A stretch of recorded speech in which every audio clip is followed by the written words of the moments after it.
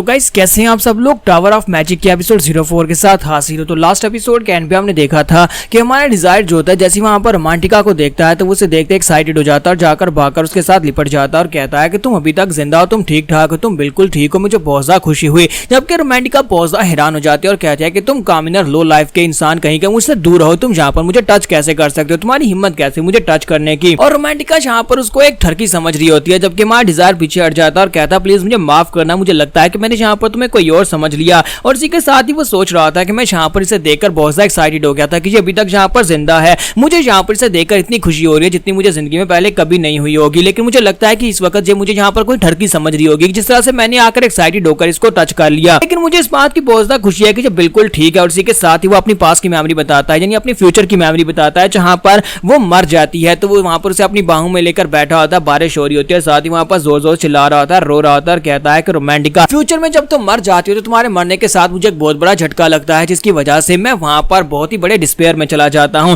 इसी वजह से मैं दोबारा इस सब कुछ से नहीं गुजरना चाहता, तुम्हारे मरने से मैं यहाँ पर बिल्कुल भी खुश नहीं था और इसी वजह से मैं यहाँ पर इस बार तुम्हें मरने से बचाऊंगा। अब जबकि मुझे यहाँ पर दोबारा जिंदगी मिली है, मैं दोबारा यहाँ पर पास्ट में आया हूं, तो मैं यहाँ पर वो सब कुछ ठीक कर दूंगा ताकि किसी को यहाँ पर मरना ना पड़े। तो हमारा हरमन वहां पर फैसला कर लेता है कि मुझे यहाँ पर इस बात का पक्का वादा अपने आप से करना होगा कि मैं यहाँ पर से सब कुछ बदल दूंगा, मैं किसी को मरने नहीं दूंगा, स्पेशली रोमांटिका, इसको तो मैं बचाकर रहूंगा। और इसी के साथ ही वहां पर दोबारा से अनाउंसमेंट की जाती है कि ग्रुप डी के जितने बच्चे हैं वो सारे के सारे दरवाजे के सामने आकर खड़े हो जाएं, क्योंकि यहाँ पर तुम्हारा टेस्ट स्टार्ट होने वाला है, तुम्हारी जो शैडोज लैंड है वो स्टार्ट होने वाली, डंजन स्टार्ट होने वाली है। इसी के साथ उन्हें बताया जाता है कि यहाँ पर मैच स्टार्ट होने से पहले तुम लोगों को बता दिया जाए कि तुम्हारे पास जो डंजन आने वाली है उसका मिशन क्या होगा। तुम्हारी डंजन का मिशन जो है वो रेस टाइप का होने वाला है, यानी अंदर जाने के बाद तुम्हारे पास यहाँ पर 8 मील का सफर है जिसे तुम्हें तय करके यानी उसे पार करना है। और तुम लोगों को यहाँ पर इस कंपटीशन को पास करने के लिए अपने दूसरे कैंडिडेट से आगे निकलना है, यानी कि तुम लोग वहां पर टोटल 4 लोग होंगे और जो सबसे पहले वहां पर क्रॉसिंग लाइन को पास करेगा उन्हें अल्फा क्लास में जाने का मौका मिलेगा और जो लोग फेल हो जाएंगे उन्हें बीटा क्लास में भेजा जाएगा। इसी के साथ उन्हें वहां पर रूल्स भी बता दिया जाता है कि तुम्हें बस यहाँ पर अपने ओपोनेंट को हराना होगा, यानी कि तुम्हें तेजी के साथ भागना तो है ही है, लेकिन तुम लोग यहाँ पर मैजिक का यूज कर सकते हो और अपने ओपोनेंट्स को वहां पर हराने के लिए कुछ भी कर सकते हो।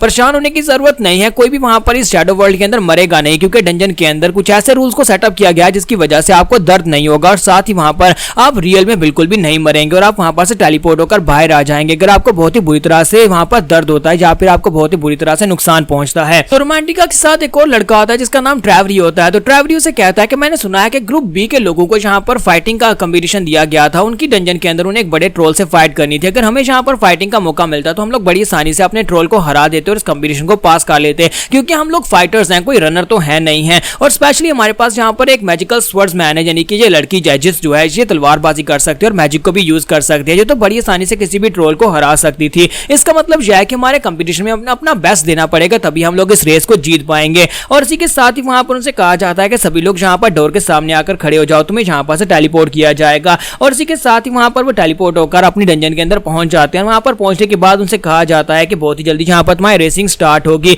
हम लोग 3 मिनट में यहाँ पर रेसिंग स्टार्ट करने वाले हैं। पार्टिसिपेंट तुम सभी लोग यहाँ पर अपनी स्टार्टिंग लाइन के पीछे खड़े रहो और अपने लिए यहाँ पर जो भी प्रिपरेशंस करनी है वो सभी तुम लोग यहाँ पर कर सकते हो। और वो 4 भी जो होते हैं वहां पर स्टार्टिंग लाइन के पीछे खड़े हो जाते हैं। और इसी के साथ ही हमारा जो हरमन होता है वो वहां पर एजेस से कहता है हेलो, तो वो उसकी बात सुनने के बाद से इग्नोर कर देती है। और इसी के साथ ही हमारा जो हरमन सोच रहा होता है कि मुझे लगता है कि ये बिल्कुल वैसी की वैसी है, आज भी बिल्कुल वैसी है और फ्यूचर में बिल्कुल भी नहीं बदलती, यानी कि अपने आप में मगन रहती है और किसी से कोई बात नहीं करती। मैं यहाँ पर सोच भी नहीं पा रहा कि इस वक्त क्या सोच रही होगी, लेकिन इसी के साथ ही एजेस्ट उससे बात करती है और उसे कहती है लड़के तुम बहुत ज्यादा कमजोर हो। तो ये बात सुनते ही वो कहता है देखो जरा जी यहाँ पर क्या कह रही है कि मैं बहुत ज्यादा कमजोर हूँ। तुम्हारा डिजायर हरमन उसे कहता है कि इस बात का क्या मतलब है। तो वो उसे कहती है कि मैं यहाँ पर तुम्हारे बारे में बात कर रही हूँ कि तुम बहुत ज्यादा कमजोर हो। एक तो तुम्हारे पास मैजिक जो है बहुत ज्यादा कमजोर है, तुम सिर्फ और सिर्फ फर्स्ट लेवल के मैजिशियन हो और ऊपर से तुम्हारी फिजिकल बॉडी इतनी कमजोर है कि तुम तेजी से दौड़ भी नहीं पाओगे। इसलिए मुझे लगता है कि तुम्हें यहाँ पर इस अकेडमी में आना भी नहीं चाहिए था, क्योंकि तुम यहाँ पर कभी भी इस टेस्ट को पास नहीं कर पाओगे। जबकि हमारा हरमन वहां पर सोच रहा होता है कि ये यहाँ पर मेरे बारे में इस तरह से बात क्यों कर रही है, क्या मुझसे फाइट करना चाहती है,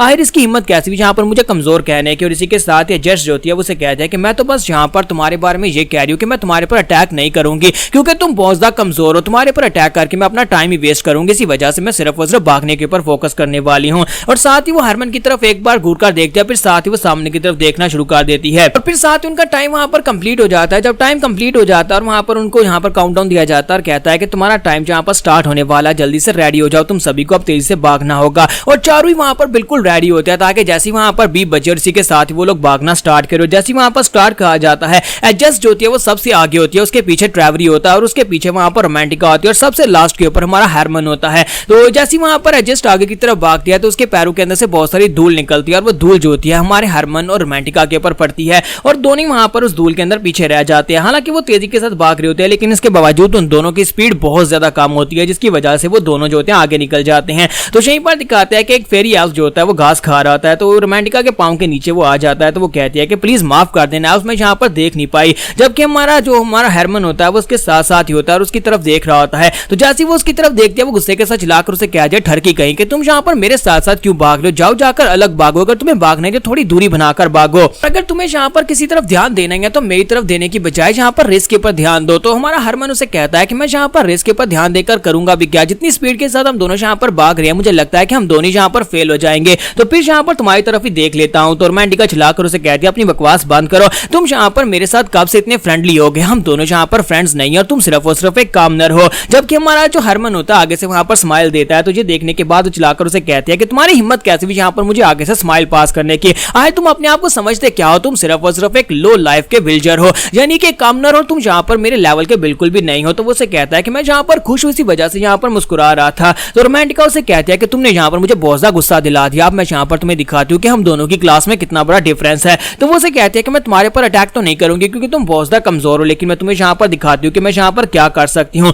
तुम्हारे जैसे एक आम गांव वाले एक कामनर को यहाँ पर ये नहीं पता होगा कि एक लेवल 2 का मैजिशियन कितनी पावरफुल फोर्स के साथ अटैक कर सकता है, मैं यहाँ पर तुम्हें दिखाती हूँ। और इसी के साथ ही वहां पर सामने की तरफ अपना हाथ करती है और साथ ही अपना मैजिकल स्पेल बोलना स्टार्ट करती है। तो वो वहां पर विंड टाइप की एबिलिटी को यूज कर सकती है और उसकी स्पेशलिटी होती है कि वो विंड को यूज कर सकती है। और जैसे वहां पर अपने मैजिकल सर्कल को एक्टिवेट करती है और साथ ही विंड टाइप की एबिलिटी को यूज करने लगी है। और दूसरी तरफ हमें यहाँ पर हेडमास्टर के रूम का सीन दिखाया जाता है जहां पर वो लोग इन सभी बच्चों को मॉनिटर कर रहे होते हैं और वो लोग यहाँ पर पूरी हर एक चीज को एनालाइज कर रहे होते हैं कि कौन कौन से ग्रुप के बच्चों ने टेस्ट को पास कर लिया और कौन कौन से बच्चे इस वक्त डंजन्स के अंदर हैं। सभी लोग वहां पर इनको स्क्रीन आउट करने की कोशिश कर रहे होते हैं ताकि इनमें से जो सबसे बेस्ट होंगे और जो यहाँ पर नोबल फैमिली से होंगे उन्हें यहाँ पर अल्फा क्लास में रखा जाए और जो कामनर्स होंगे यहाँ बेस्ट भी हों तब भी उन्हें यहाँ पर बीटा में ही रखा जाएगा। और इसी के साथ वो लोग कहते हैं कि लगता है कि इस बार भी हमारी एकेडमी को यहाँ पर काफी ज्यादा बेस्ट एक्सेप्शनल टैलेंट्स मिलने वाले हैं, क्योंकि इस बार के नए टैलेंट्स के अंदर से भी काफी सारे ऐसे बच्चे हैं जो कि काफी ज्यादा बेस्ट और मैजिक को काफी अच्छे से जानते हैं। साथ ही वो लोग यहाँ पर ग्रुप डी के बारे में बात कर रहे होते हैं कि ग्रुप डी के अंदर यहाँ पर एक लड़की है जो कि मैजिकल स्वर्ड्समैन है, वो काफी ज्यादा पावरफुल है, वो अभी से यहाँ पर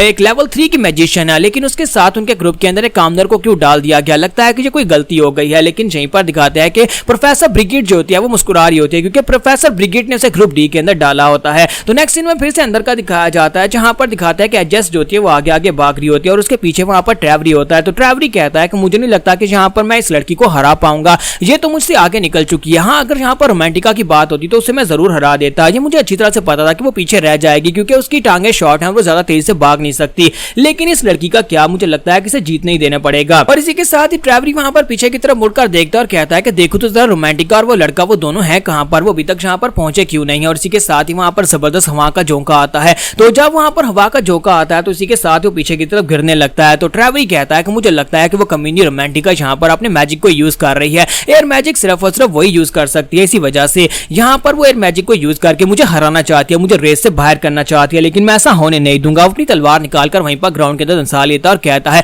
रोमांटिका तुम्हें क्या लगता है कि मैं इतनी आसानी से इस रेस से बाहर हो जाऊंगा। तो यहाँ पर हम लोग अपनी एपिसोड 04 का एंड करेंगे और नेक्स्ट एपिसोड में देखेंगे कि हमारी इस रेस का विनर कौन होने वाला है।